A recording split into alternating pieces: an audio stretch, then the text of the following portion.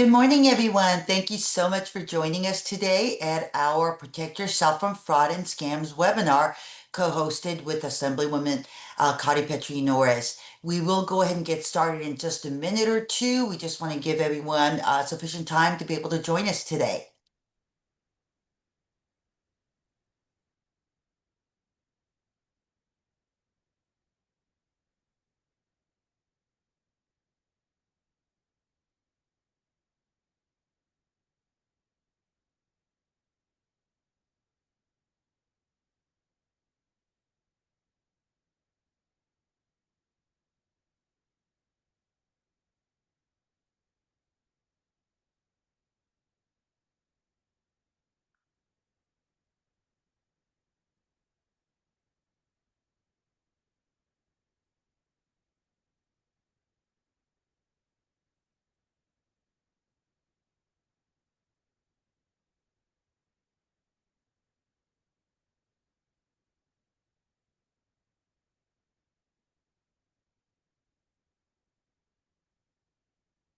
Thank you all for joining us today at our Protect Yourself from Fraud and Scams webinar.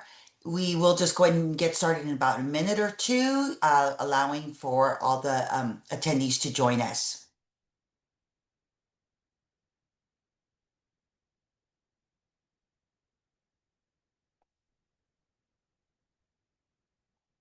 Okay, so we're going to go ahead and get started. Thank you again for joining us today at our Protect Yourself from Frauds and Scams webinar in partnership with our Assemblywoman Kati Petri Norris. My name is Sally Westlake, and I am a targeted outreach specialist for the state agency, Department of Financial Protection and Innovation. So we're going to get started with some important information about this presentation. The views and opinions expressed in this presentation are those of the presenters. They do not necessarily reflect the views or positions of the DFPI. This presentation is for educational and informational purposes only. This is not financial advice and does not replace independent or professional judgment. The DFPI does not assume responsibility for the completeness of the information presented in this presentation. This webinar is being recorded and will be published to the DFPI's YouTube channel. Your cameras and microphones have been turned off. You have a question? Please submit your questions through the Zoom Q&A feature.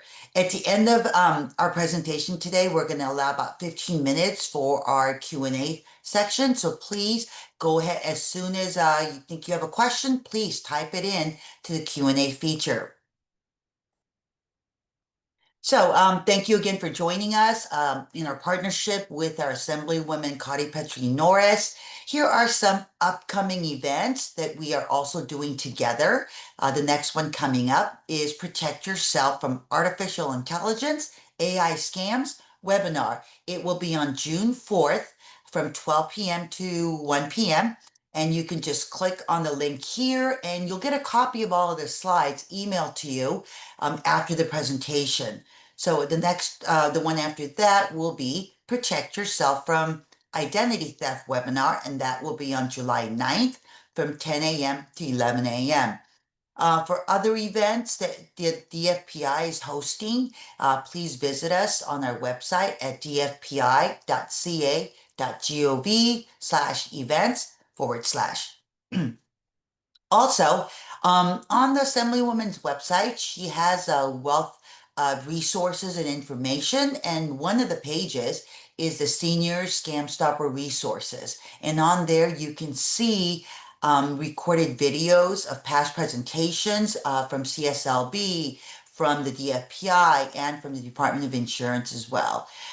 If you need help for any assistance with state-related matters, please contact the Assemblywoman's office by calling 949-251-0074 or visit at a73.asmdc.org.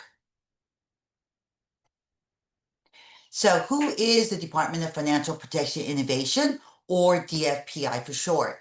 We are a state agency formerly known as the Department of Business Oversight. We are a consumer protection agency. We regulate, license, and oversee financial institutions, products, and professionals that do business within the state. We conduct exams to ensure state and federal compliance. We pursue legal actions against those that are doing businesses illegally. We investigate consumer complaints, and those are complaints coming from you guys.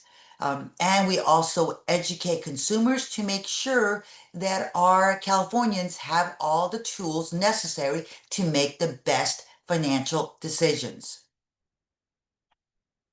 So, the DFPI, again, state licensing and regulatory agency with oversight of state financial institutions, products, and professionals. And what does that mean? And who does that include? Well, that includes your state chartered banks and credit unions, your residential mortgage loan originators, your California finance lenders, your PACE administrators, escrow agents, payday loans, your money transmitters. That can include PayPal, Zelle, Venmo, your investment advisors, your broker dealers, your franchises, debt collectors, credit repair agencies, your consumer credit reporting companies, and many more. You can find a complete list of our licensees by visiting our website at dfpi.ca.gov.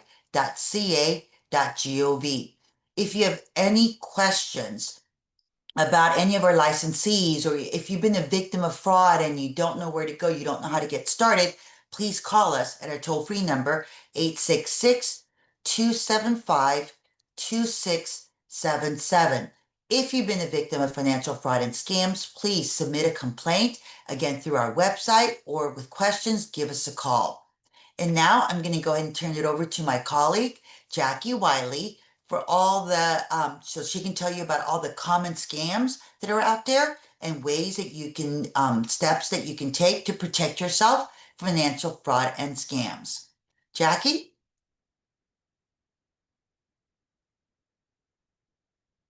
I have to unmute myself. Good morning, everyone, and thank you all for joining us.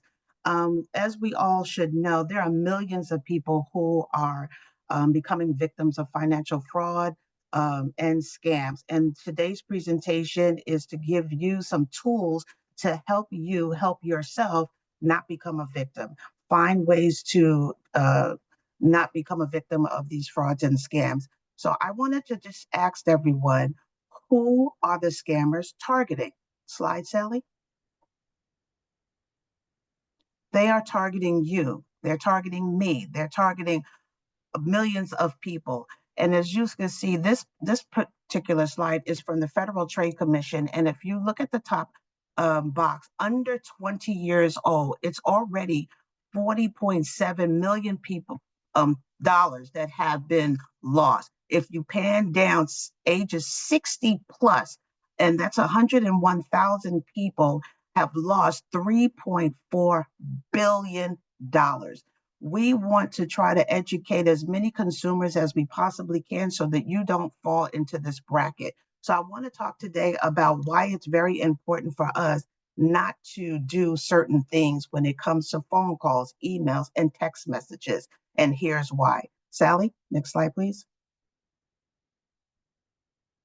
Do not respond to scammers. Ignore anyone contacting you that you don't know. And we don't want you to engage. When we engage in these phone calls, that's giving them a green light to badger you, to call you every day. When pandemic hit, they came up with these three names: vishing, phishing, and smishing. Vishing is simply contacting us through our telephones. I know many of us still have a home phone. They are contacting us on our home phones as well as our cell phones. The word phishing with the PH has been around for a very long time. And that's how they are contacting us through computers and our emails. You'll get suspicious emails, you'll get pop-ups, on your computer. Smishing was a new terminology for myself as well. I didn't know what that meant, but it's simply text messages that you'll receive on your cell phone out of the clear blue sky. And it's always click here, call back this number, reply back. And these three things, telephone, computer, emails, and text messages, all have the same definition. What's that definition? They are always of urgency. They want you to call back immediately so that they can rectify the situation. They want you to provide your personal and financial information so that they can milk our accounts and have or become us. So urgency, um, uh, pretending to be who they are, wanting our financial and personal information, as well as act now. They don't want you to wait. They're going to pressure us into acting now. When we hear the phone call, when we see the messages, those are the three things in common: urgency, act now, and to provide our information. So we don't want to engage. And always remember this: when it's an incoming call, an unknown phone number, like the screen is showing, we don't know who that is. We don't know if it's really who they say is on the other line. So remember, don't engage and proceed with caution. Next slide, Sally. We want to proceed with caution and we don't want to engage because we need to be aware of these scams. It's a host of scams that are listed here today, and there's certainly many more. But one of the scams, top top things that we are hearing about are imposter scams.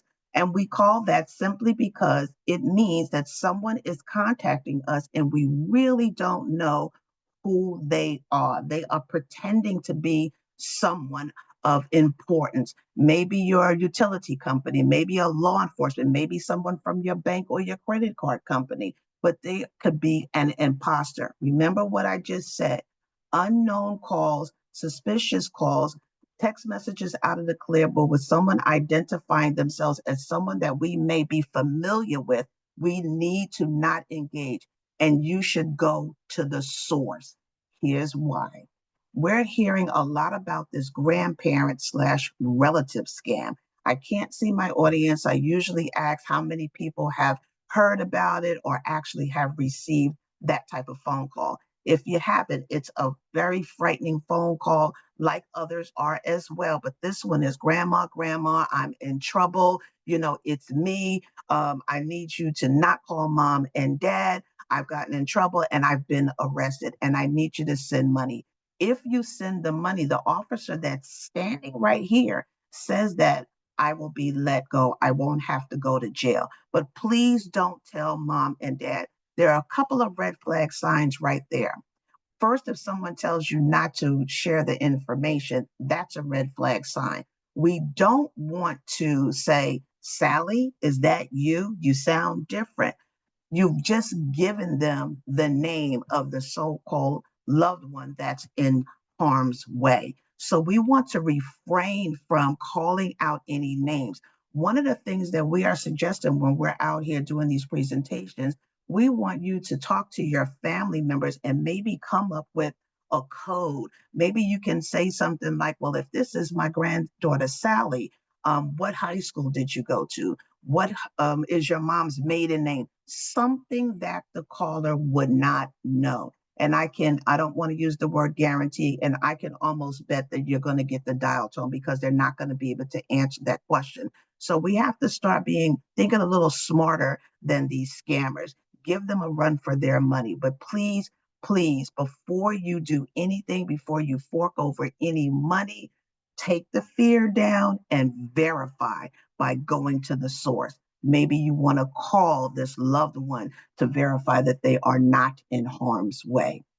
Debt collectors, we're hearing a lot about that. People are receiving threatening phone calls from this third party, which is what a debt collector is. They may call you and say, hey, I've got this file that's come across my desk, and I see that you owe a balance of $500 and it's now in collections. But I'm giving you the courtesy call today to let you know, if you pay half of it today, we're going to just wipe your slate clean, but I'll need to verify some information. Let's stop right there. Again, another phone call that is of urgency. They want you to act quickly, don't want to give you time to think about it, but you should know whether of yours is in collections. If you know that you never had a Sears card and there's no outstanding balance or nothing is collections, why would we be entertaining that phone call? We are to hang up and not engage, okay? Government imposters. We're hearing so much about the IRS.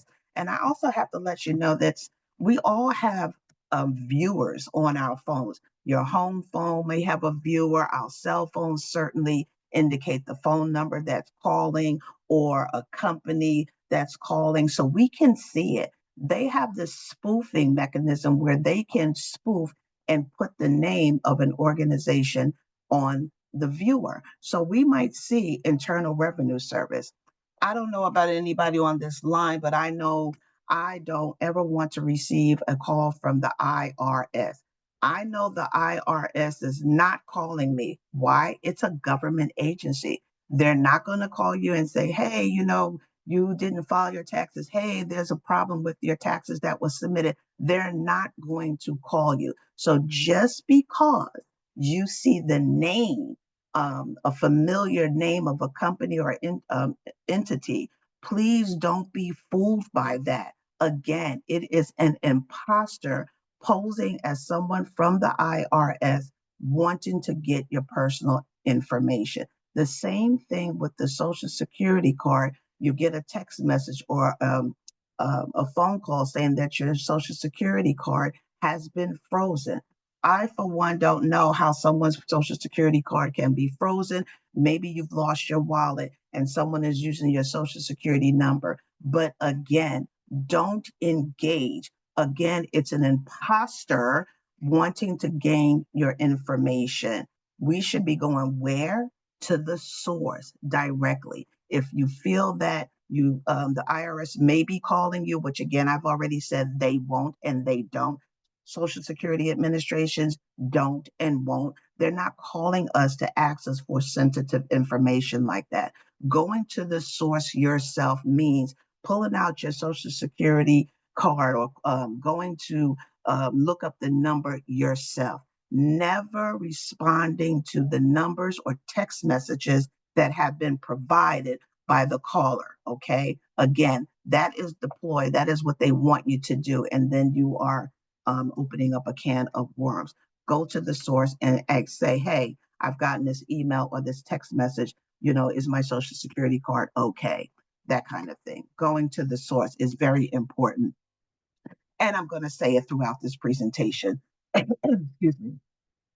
I am really not understanding why people are falling so much, excuse me, for the utility company scam. Someone calling you saying that they are from the utility company that you do business with. You pay your utility bills every single month, and someone suddenly calls you and says, I'm calling from ABC Utility Company, and I'm in the delinquent department, and I'm giving you a courtesy call today because I see that your bill is past due. If you don't pay it today by the end of the business day, your services are going to be cut off. Well, let's stop and think about this. First of all, there is no delinquent department within a utility company. Secondly, if you know that you haven't paid your utility bill for the month of May, you should know that. Maybe you forgot to write the check and you don't remember. Again, they're not going to call you to remind you that you didn't do that. If something is past due, you are going to get it in the mail marked past due. Please pay now. Don't fall for that. Okay. Again, another urgency, another act quickly. Don't have time to think. Again, wanting you to provide your personal information. Same thing with law enforcement. Why would the law enforcement people be contacting you? We have to stop and think about this. They may call you. They may call out maybe an officer that you know that's in law enforcement area. Don't be fooled by that. Always verify the information. Same with these financial institutions. You may get a phone call from ABC Bank and you're saying, oh my God, the bank is calling me. I'm wondering what's happening. They may call and say something like, hey, we've noticed inappropriate activity on your account. Please call this number now or please click this link. It could be a text message, it could be a phone call. And just because I bank with ABC, that is a fearful phone call. I don't want anyone getting into my account. I don't want anyone stealing my money. And I'm sure it's the same for you. But remember, during this presentation, we have it said, go to the source. Do not provide any information, regardless of them identifying themselves from the institution that you do business with. Go to the source, hang up, and you contact your bank yourself by you going to get the appropriate phone number, whether it's your statement, your card, your credit card. Go to the source. Do not believe that that is who is calling you. Same with all of these other scams that we have listed here. Times are hard. The economy is high. People are wanting to make extra money. So investment scams are prevalent. Do your homework. Contact us to verify whether the company that you're thinking about doing business with or the person you are thinking about doing business with is properly licensed. That's what we are here for. And don't trust, unfortunately, we can't always trust our friend or our neighbors who've maybe done an investment and now are telling you about it. Do your own homework, do your own research. You may find out something that they didn't find out prior to investing. Romance scams, we're hearing so much about that. And if you're looking at love on the computer, be mindful that they're watching you, they're looking at you, and of course, it may not be who they actually are. When someone starts telling you, that they love you and professing their love for you, but they want to take the conversation offline, that could be a red flag sign. I have a few friends whose parents have fallen for a romance scam and they are truly believing that the person is in love with them, but they have lost thousands of dollars because it's always some type of financial help that they need. Okay. So please be mindful of romance scams. Tech support, and I'm going to show an example of that. We should all know that once we're on the computer, if it starts messing up, we need to shut it down. Payment app scams, I'll talk about that because now, the way to pay maybe at a restaurant when you're with a group of people or send money to loved ones for graduation or whatever it may be, people are using Venmo, they're using Zelle, they're using PayPal, but we always want to be mindful of pop-up text messages. The DFPI also has oversight over student loans. And we also want to be mindful of our young adults or your grandkids or your children who are looking for employment. And even us, we're retired, maybe you want to do a little work from home, but be mindful and just please do your homework. Sally, next slide, please. So I said earlier that I wanted to show, I believe in visuals. I want to show some examples of some of the things that I have mentioned.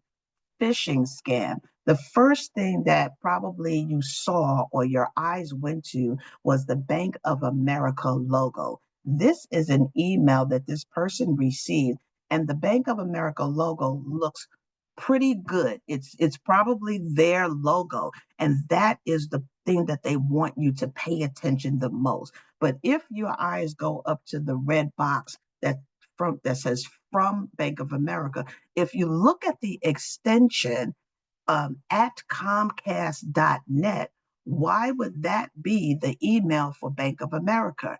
The second red box, if it's to me, the member of Bank of America, why does it say undisclosed recipients? So we have got to take our time. This is also another way for us to not pay attention to errors. This is a way of artificial intelligence with grammatical errors.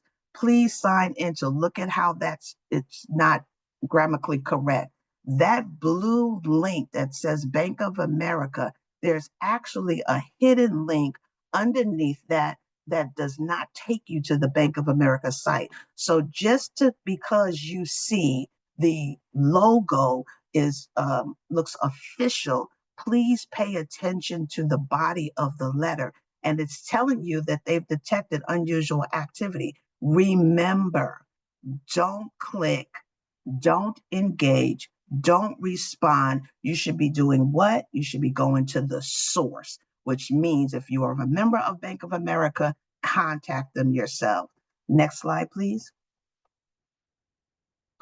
Here's a couple of phone text scams I mentioned, and that's that smishing terminology. One box indicates unusual activity on your online banking. A lot of us have had to be subjected to doing business online since the pandemic because we couldn't go anywhere. So a lot of our business is done online, checking our accounts, paying our bills. Please log in via, and that has the HTTP, the link there for you to rectify the situation. That right there should be deleted immediately and going to the source of your bank. On the right, we see that 201 phone number. That's a smishing because it says notice. Again, it's of urgency. Your card is temporarily locked. They want us to call that number to get it unlocked. Please don't do that. Again, call your bank to verify that it has been locked and why.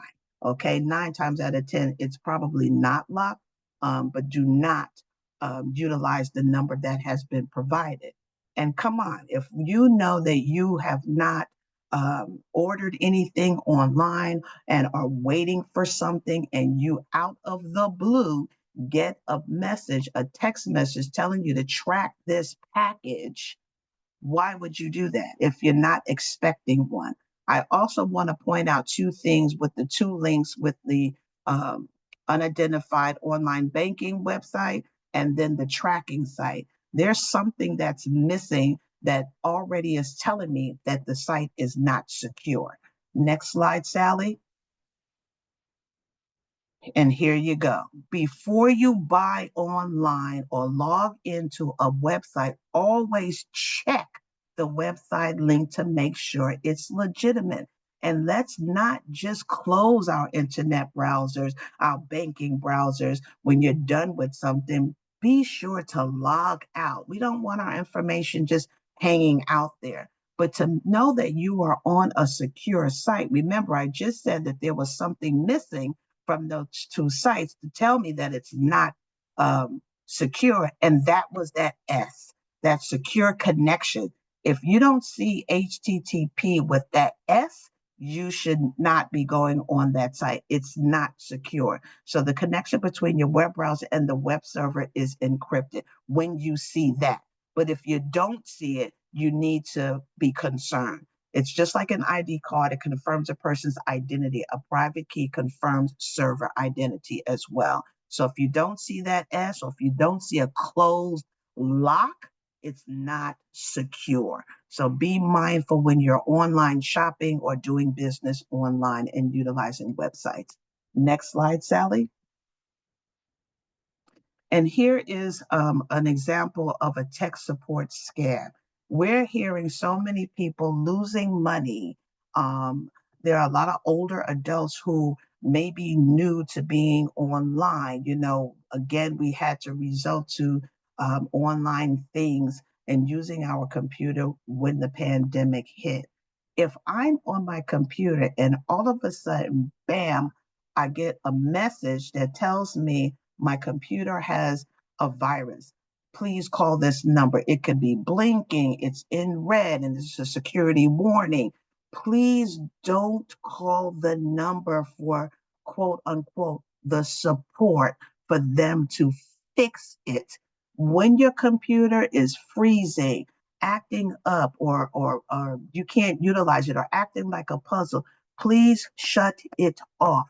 Turn it off, turn it off, turn it off. Do not contact the support number that has popped up, because we have had people in our audiences who have lost thousands of dollars because they called the number and what was happening, $500 at first. Then they'll call them back and say, hey, you know, it's more of a problem than we thought it was. We're going to need another 500, you know, so do not engage. Go to the source. Don't utilize the number that has been provided on the pop-up. Next slide, so please. So we talked about money apps. I have two young adult children, and they no longer want me to provide them with a check for birthdays or Christmases. They don't want to go to the bank and do all of that depositing. But before you send money through any app, and I mentioned Zelle, Venmo, and PayPal, you need to verify whom you are sending it to. Always have the correct information, because once you press that button to send a Zelle payment, it is gone. Okay. And we should not be accepting payments from someone that you don't know. And I'm going to tell you what the secret is to that.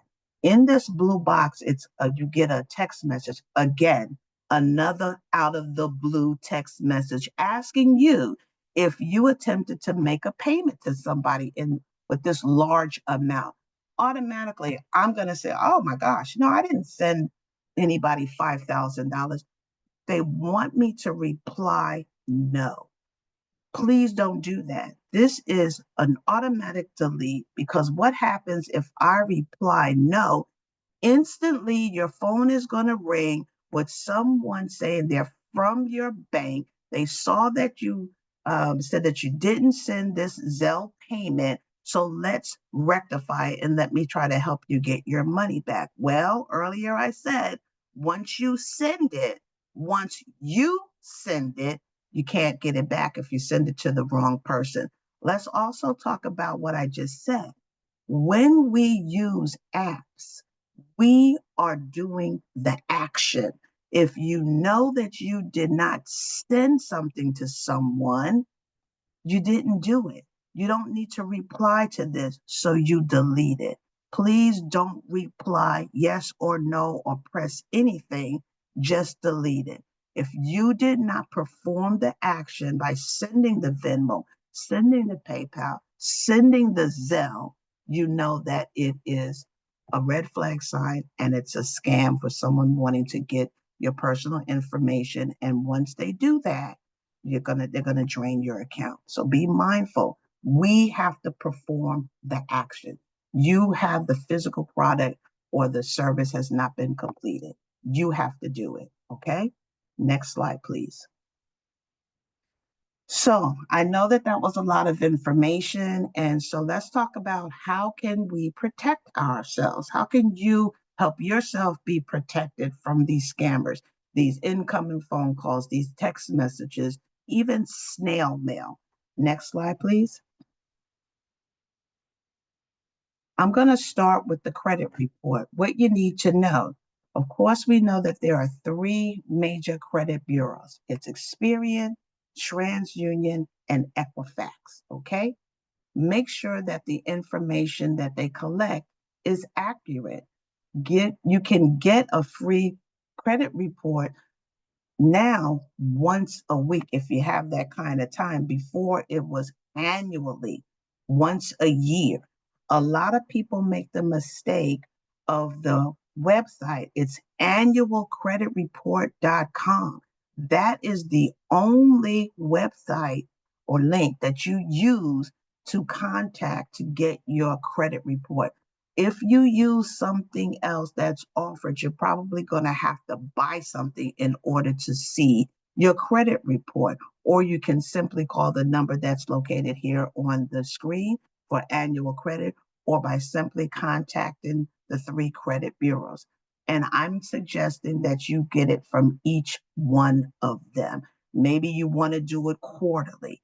It's really important for us now to start looking at our credit reports so we'll know if there's any mistakes. Is there any charges on there that I haven't done? God forbid someone has become me and I don't know it. This is the first sign of identity theft, okay? If you know that you are no longer going to get a new credit card, your credit doesn't need to be run for a specific reason. You're buying a house, you're buying a car. Let's place a freeze on your credit. Placing a freeze on your credit doesn't harm anything. It protects those who possibly have gone in your trash can, pulled out a non-shredded application because you didn't want that credit card or or the like, but the person will not be able to open up any new credit. You won't be able to open up any new credit. That's what the freeze does. It freezes your credit for anything new, but it does not harm or protect our current credit. This is why we need to start a practice, maybe quarterly, to get our credit reports and see what's on there so that we can fix any mistakes. And if you have become a victim of identity theft, you need to file a complaint, and I'll show you how to do that in the next couple of slides. So it's really important for us to start looking at our credit. Okay, next slide, please. So let's recap. We don't want to respond to unknown phone calls because they could be a scam. They want you to be defrauded. They want our money. And I always tell my audience, if you see a number that you don't recognize, they're not in your contacts. And yeah, we'll probably might get a phone call from our doctor or our medical or someone that we are uh, familiar with, and they can identify as that. But please don't engage. Go to the source. Do your own research. If you're thinking about doing business with someone, don't just take their word at face value. It's unfortunate that there are a lot of people who have wrong motive. 3, take your time. If you are being badgered, if someone is pressuring you and saying that the deal is not going to be good tomorrow, then maybe you don't need to do it. Take your time, because you need to do what? Research. You need to what? Ask questions. And don't share your personal information. Treat it like your firstborn child. We need to protect our information as much as we possibly can. And just because someone is asking for it via text, mail, or phone, we need to be cautious. Research, verify first. If you have a question about something, you're not sure, ask someone that you trust. What do you think about this? Have you heard of this before? But ask questions. If you're engaging, ask questions. And if you feel like you've been defrauded or fell for a scam and something is not going right, please, please, please, we want you to report the incident. You are our eyes and our ears. We don't know if someone or a company is doing something that they shouldn't be doing unless we know about it. So please report the incident. Don't allow embarrassment or fear to keep you from doing that, because trust, you're not the only one that it has happened to. Next slide. A couple of other additional safety tips is we need to really start being aware of our surroundings, okay? We've talked about not clicking on unknown links or even a link that looks familiar to it. It's from your bank. Do not click on it. Go to the source. And if you don't have a shredder, maybe you might want to think about doing that, because we still have people who dumpster dive, who steal mail, who look in our trash cans for applications that we didn't tear up, credit card offers and things of the such. Our addresses, tear that off of your envelopes. Do not leave your mail in the boxes overnight or after pickup hours. Again, people still steal mail, okay, from the blue boxes. If you're able, go directly to the post office, but just wait if it's after hours or after the last pickup time and mail it. Okay, a lot of people are not familiar with the anti-theft or fraud gel pens when you write a check. I know there are people who still do that. Everybody doesn't just pay online. If you are a check writer, I'm suggesting that you get anti-theft or anti-fraud gel pen. You can get it from Office Max, Staples, Walgreens, but look for it. It'll say it on the pen. It'll say it on the packet in the top right corner. It'll say anti-fraud, okay? And suggesting you to also use that pen when you're signing documents. Why? If someone gets a hold of your check, there's a simple solution that can check wash the information off of it. These pens have indelible ink that prevents that, okay?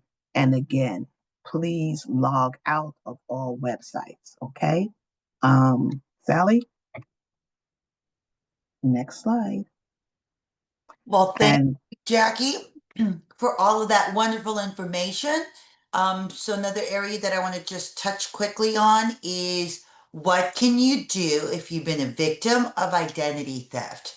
Well, first thing, time is not on your side. Jackie mentioned that you should be looking at your credit report for any signs, anything that looks out of the ordinary, things, signs of accounts that shouldn't be there. But if you have been a victim of identity theft, the best website one of the best websites that we want to refer you to is identitytheft.gov. It's hosted by the Federal Trade Commission, the FTC, and it is a wealth of information, but it also takes you step by step on on the things that you need to do so that you can recover from being a victim of identity theft. If you need help and you're not sure where to go, please contact your assemblywoman's office or your state senator's office for more information and help. So, what should you do about fraud? You have to report it. You should report it. First, you can start with us, contacting us at the DFPI on our website, calling us on our toll free number, and filing a complaint. Submit a complaint so that we know that you've been the victim of financial fraud or scams. And there are small instances, if you had actually wired money, let's say out of a bank account, maybe within 24 to 48 hours, there is that slim chance that we can stop the wire transfer from happening. So contact your bank, contact us as soon as you can. Next step, you want to go ahead and report it to your local law enforcement. You need that report from your local law enforcement to go ahead and take the next step, which is reporting scams and frauds to the Federal Trade Commission at reportfraud.ftc.gov. If you've been a victim of cyber or internet crime, you want to go ahead and report it also to the FBI at ic3.gov. Now, the FTC and the FBI, what they're doing with your report is they're gathering data. They want to make sure that they can actually make a case from your report. So they may not reach out to you immediately until they can actually make a case, until they can find that criminal ring where they have jurisdiction and they can go after somebody, or they need additional information from you regarding your case. Will you be contacted or reached out? But if you report fraud, you may not be able to get your money back, maybe a slim amount of it, but maybe you can protect the next person. Well, that could be a family member or a neighbor from being victim to that same fraud. So again, very important to report fraud. So what can you do to contact the Department of Financial Protection and Innovation? You can learn more about us by going to our website at dfpi.ca.gov.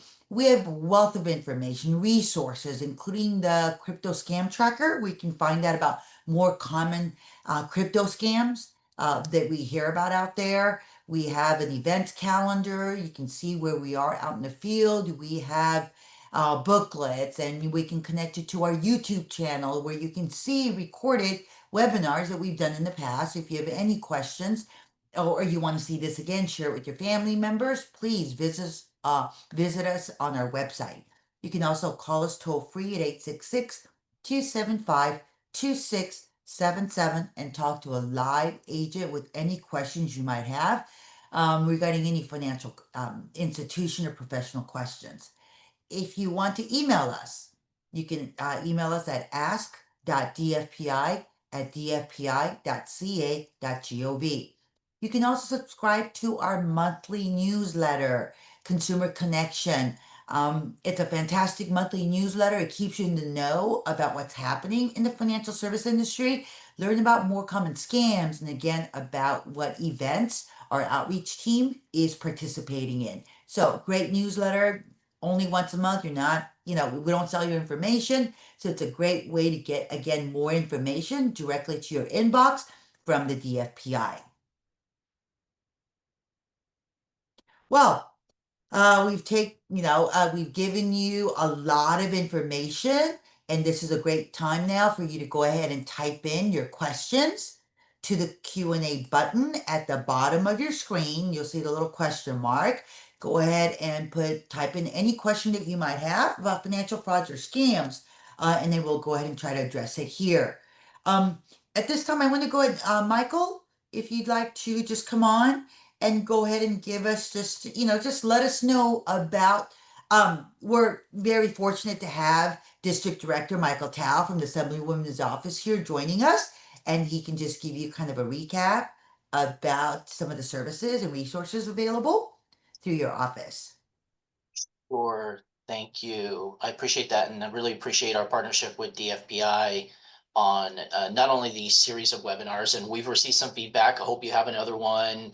Yes, we will be having more of these webinars, not only on fraud prevention, but we have, as you mentioned early in the slides, one coming up on AI scams. Is something that I think we had partnered and started about maybe a year or two ago. You have one coming up, not just for our constituents, but for residents of California as well, that will help promote. And we have one on ID theft. And then later this fall, like we do each year, we'll have a series of senior scam stopper seminars with DFPI, with the Contractor State License Board, with the California Department of Insurance, and others, including the Council of Aging Southern California, which is based in Irvine, to provide even more information to you. Those will be in person in each of our 3 cities, Costa Mesa, Irvine, and Tustin. So we're going to begin planning those in-person opportunities. But we're always grateful to DFPI for the information that they provide. It is such a good reminder to all of us. And I literally, as we were on this Zoom, getting those cryptic texts and emails, so you absolutely know it's fraud, but they're getting more and more sophisticated, and they're coming in almost daily. And they're getting in between the legitimate emails that we get from financial institutions or from companies we've shopped at online. And so it's we just got to keep a very good eye on these growing sophisticated scams. And some of it, as you'll learn in the AI scams webinar on June 4th, they're getting way more sophisticated. And so we just need to educate ourselves, our family members, our neighbors, our communities about these as law enforcement continues to try to shut those individuals, those organizations down, but they keep on proliferating. So we appreciate the partnership, and I don't know, we see if we have any comments or questions coming in. We do have a question here. I'll just read it off. Is there an insurance to protect against fraud like LifeLock? I get that question quite often when I'm out in the field. Should I use LifeLock? Is it any good? It's your preference as to whether you want to pay for a service to monitor your credit. It's easier to monitor it. It's been made easier to monitor our credit because now you can do it on a weekly basis. You can do it more frequently, where before you were only able to do it like maybe once a year. But it's your preference. LifeLock is available. It's your preference. Great answer, Jackie. You know what, Jackie, when you're out in the field, and there's always, after our presentation is done, there's always that one older adult that may, wait to speak to us later, and then they're telling us about how they've been scammed, right? In Irvine area, one of the older adults that approached me, he had wired, okay, through an investment fraud. He thought he was going to make money quickly. He was befriended by somebody through text messages, and then showing him how he can make money on these crypto asset accounts, and he actually wired hundreds of thousands of dollars to a Bank of China, a Bank of Vietnam. And he told me his son told him, "Don't do it, Dad. It's a scam." He did it. He told me then his CPA told him, "Don't send money. It's a scam." He still did it. Now I think he had sent over $400,000 within about 3 to 4 months period. That was a recent case. How about you? What are some of the most, you know, maybe dollar losses that you've seen when you were out there in the field? I want to talk and that's really unfortunate about this gentleman because we're here to provide the information. You know the saying, you can lead the horse to water, but you can't make them drink. And then I've also learned that with older adults, they're kind of secretive about what they're doing. They don't want family members and friends to know this. And one thing that I remembered recently, and I talk about the text scam support. This woman, she used that number when it popped up on her screen, and she was out of $6,500 to fix her computer because she just kept allowing them to tell her that it's more than what we know. I just was like, ma'am, but we're so vulnerable sometimes. Older adults are just so trusting. It's really unfortunate that those times are gone. We have to really, really be diligent, vigilant, and paying attention and not so trusting. I felt so. She started crying. She said, I don't know why I did that. And I said, do you have grandkids or? And she did. And she said, I never thought about even telling my kids that I was doing that. And they had total control. And then finally she had to tell them, my computer has been messed up and I'm out of this money because I didn't come to ask the family member. So ask, let somebody know when you are unsure, just ask, please. Yeah. I felt bad for her. That was just recently. Yeah. Yeah. We have And two. I actually had a case. Oh, Michael, did you want to say something? Yeah, I was just letting you know we have two more questions coming in, but go ahead and finish your thoughts, Sally. Okay, so another form of assets, currency that now our older adults are being targeted with is not only forms of cash. They want you to go to the bank, pull out cash, put it in a brown bag, and leave it outside your house for a scammer to pick up, whether it be for a grandparent scam, grandson, things like that.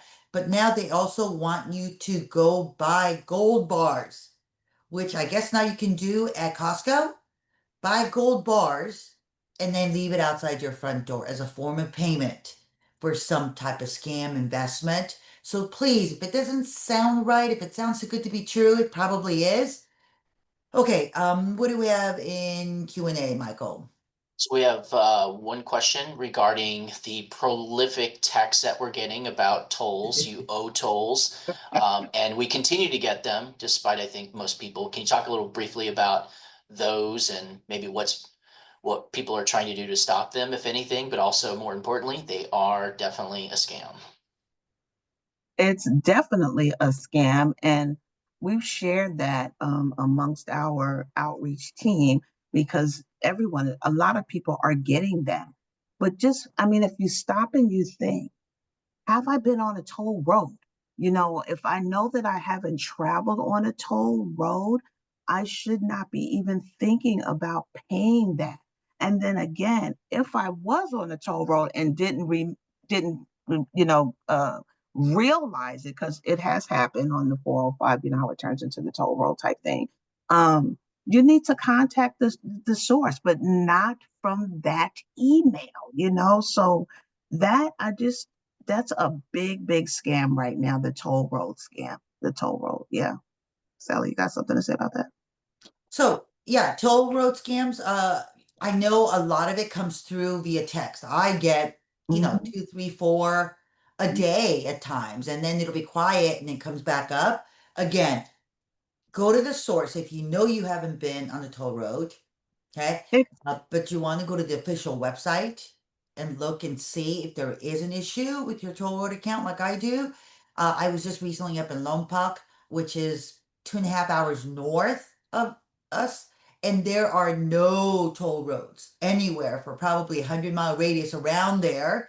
Yet the older adults there are showing me their phones, going, "Look at my text." I go, "It's everywhere." So right? Were you on a toll road? No, they live nowhere near a toll road. So there, we encourage our older delete those that's text right. messages and those phishing emails. Absolutely. And you're going to get it in the mail. If you went on a toll roll, I don't have a toll roll account, so I would expect to get that in the mail saying, hey, you try. But again, even if I got something in the mail, I'm going to go to the source to verify that this is real, yeah. So always verify and delete it. And just a couple questions. I'll answer this one about obtaining a copy of the slides and webinars. So everybody who's registered, those who are on, those who were on briefly, and even those that weren't able to join, they'll get a copy of the presentation and the recording after this webinar. So yes. Last question, at least right now, because I know we're down to 3 minutes, is I was contacted by someone posing as local law enforcement. Is this a common type of scam? I don't want to say that it's common, but it is becoming a prevalent scam. I mean, they're doing it more often because why? Local law enforcement is authoritative person. Why did they contact you? What are they contacting you for? Again, they're not going to do that. If you have a question about it, don't engage. Call your local law enforcement um, place to say, hey, is there a Sally Westlake Officer Sally Westlake that works there? This is a scam to pump fear into us by providing personal information. What are they calling you for? Sheriff, police, firefighters, they don't do solicitations. So if that's what it was, don't buy into that. But don't engage. If you want to verify anything, I would call my local. But yeah, it's a scam. It's a scam. Yeah, great comment, Jackie. And something that I think you addressed, but it's government agencies do not call you out of the blue. They do not threaten you with arrest, right? And they do not take payment over the phone. So if a sheriff's department, local law enforcement is calling you, threatening you with arrest because they're going to issue a warrant unless you pay bail or, some citation, things like that. Again, they do not call you on the phone, and they definitely do not give you a heads up that they're issuing a warrant or they're sending the marshals to arrest you. So stop, think about what it is that they're trying to get from you, take their information, hang up the phone, and then go to the source. Like Jackie says, go to the source, look up the real number, go to your local law enforcement and say, I got this. Is this real? Right? Always verify. Always verify. And don't let fear pump you into providing information. Law enforcement, I mean, that's a very fearful call, just like any other call or text message. But just know that that's a scam, and government is not going to call asking for money, okay, or personal information. So remember Okay, that Michael. source. Michael, any last comments? No last comments, just grateful for those that were able to join, and for DFPI for collaborating with us on this webinar. Again, just go to the DFPI website to look at their upcoming events. You'll see the upcoming events that we're collaborating with in the slides that you get, and always go to the Assemblywoman's website or sign up and receive our weekly newsletter where we highlight those events, many other events that DFPI puts on, and many other community events that we're involved in promoting or also collaborating on. We always share that in our weekly newsletter. So thank you very much. And I have one last quick tip is don't send money to somebody you've never met in person, right? Just don't Venmo, Zelle, Western Union, right? Give money to somebody you've actually never met in person. That's my tip. Jackie, any final tip?